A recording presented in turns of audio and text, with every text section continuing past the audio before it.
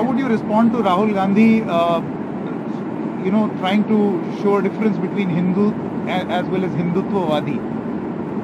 इस फर्क को जो वो जिसका उल्लेख कर रहे हैं उसके बारे में आप क्या, आप मुस्कुरा रहे हैं लेकिन जवाब का इंतजार है। मुझे आपके ये पूछना है कि आप हिंदू और हिंदुत्व जैसे विषय पर जिसका राहुल गांधी से डायरेक्ट इनडायरेक्ट कोई संबंध नहीं, जीवन भर उन्होंने कभी इसकी बातें नहीं की, उनकी बातों को आप क्यों सीरियसली ले रहे हैं, ये मेरे मन में प्रश्न नहीं। अब वो एक विपक्ष के एक बड़े नेता हैं, उन्होंने एक बात बोली, इस वजह से मैं आपसे सवाल पूछा। उन्होंने बात बोली, बोलने का उनका अधिकार है लोकतंत्र में, पर हिंदू और हिंदुत्व के बारे में उनको गंभीरता से नहीं लेना चाहिए।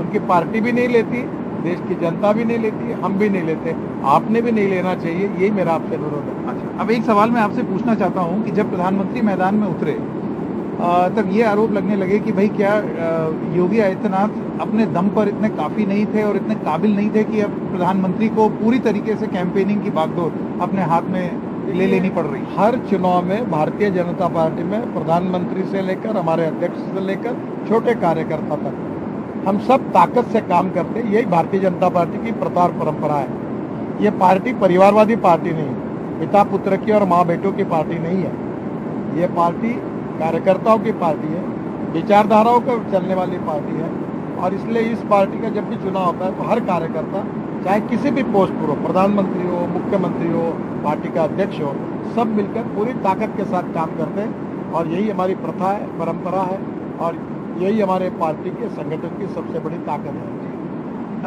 Gadkari ji, there is one question related to where should your leader contest from. इसको लेकर के बहुत बातें हो रही हैं। बीजेपी के ही सांसद जो हैं वो कह रहे हैं कि मुख्यमंत्री को मथुरा से लड़ जाना चाहिए। आपकी क्या राय है? Should the chief minister contest from a temple town? मुझे लगता है कि किसने कहां से चुनाव लड़ना चाहिए, ये लोकतंत्र में पार्टी का अधिकार होता है, और पार्टी का पार्लियामेंट्री बोर्ड इसका निर्णय करता है। और पार्लियामेंट्री बोर्ड में जो चर्चा होती है वो चर्चा कभी मीडिया के साथ और बाहर नहीं होती। हमारे पार्टी का पार्लियामेंट्री बोर्ड और पार्टी के अध्यक्ष उसका उचित निर्णय करेंगे।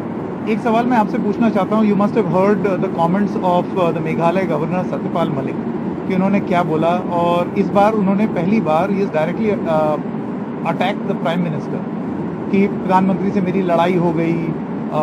मैं अमित शाह के पास गया तो अमित शाह ने बोला कि उनकी अकल मारी गई है, आप उनसे मिलते रहिए और समझाइए। प्रधानमंत्री का ये कहना कि मेरी वजह से मरे हैं क्या किसान, इसको आप किस तरीके से देखते हैं? तो मैं इसके ऊपर कोई टिप्पणी करूंगा नहीं। जब सतपाल मलिक जी से बात होगी, क्योंकि ये बातें सब मीडिया में आई है, सच्चाई क्या है समझने के बाद ही प्रतिक्रिया देता हूँ। जी, अब मैं आपसे एक सवाल पूछना चाहता हूँ गडकरी जी, आपको सपने में कौन से भगवान दिखते हैं? क्योंकि उत्तर प्रदेश में बहुत सारे नेता को सपने में भगवान कृष्ण आकर के कुछ कुछ बता रहे हैं। कुछ नेताओं को बता रहे हैं कि कौन कहाँ से लड़े, कुछ को बता रहे हैं कि समाजवादी पार्टी की सरकार बन रही है।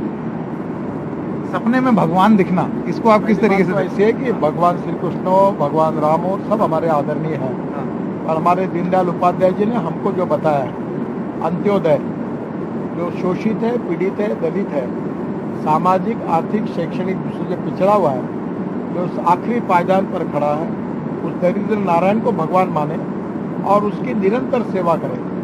और सामाजिक आर्थिक परिवर्तन से वो जो दरिद्र नारायण व्यक्ति है, आखिरी व्यक्ति है, आखिरी पायदान पर खड़ा है, उसको जब स्वाभिमान से रोटी कपड़ा और मकान मिलेगा, हम उसकी सेवा करेंगे, तभी हमारा कार्य पूरा होगा। ये दीनदयाल उपाध्याय जी ने बताया, वही दरिद्र नारायण की सेवा करना और उसको गरीबी, भुखमरी, बेरोजगारी से मुक्त करना, रोटी कपड़ा और मकान दिलाना, यही अंत्योदय का विचार हमारा विचार है।